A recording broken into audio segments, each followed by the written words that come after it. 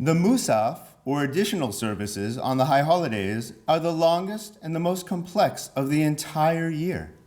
In fact, in the early Middle Ages, many authorities forbade using a prayer book in manuscript form in those days, but made an exception for the high holidays due to the complexity that even an experienced prayer leader might need a book to work from.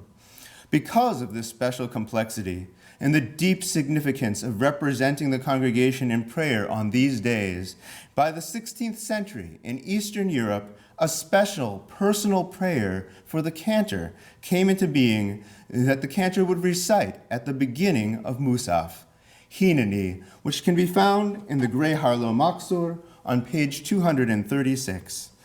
It is a form of reshut, a permission prayer, where he or she asks for the ability to properly represent the congregation in prayer, despite any personal shortcomings, and that the prayer may be acceptable and reach God.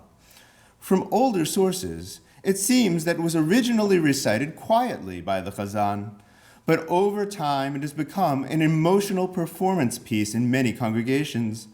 In its words, you will find references to the opening of the Amidah, the 13 attributes of mercy, and the Talmudic list of qualities a prayer leader should have. The name of the prayer itself, meaning, "Here I am," is a reference to various figures in our Bible who, upon hearing the call from God, replied with this word, indicating their readiness to do God's will.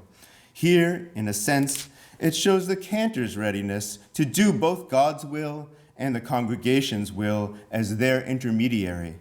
Perhaps the most notable and relevant use of Hineni in our Bible is as Abraham's response to God when God commanded him with the Akedah, the sacrifice of his son Isaac, which we read in the Torah on Rosh Hashanah.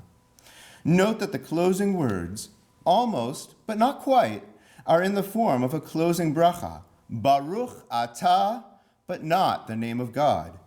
Because this is a poetic addition to the service and not a statutory prayer created by the rabbis of the Talmud, the author intentionally avoided the use of the name in the formula.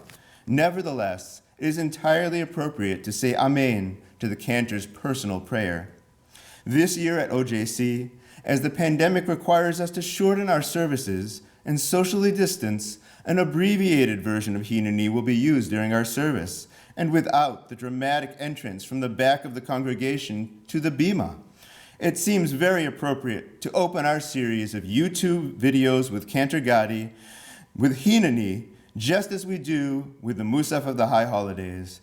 We present in our YouTube video the full version, which includes the concluding Yehi Ratzon paragraph as we begin our YouTube lead up to the High Holidays.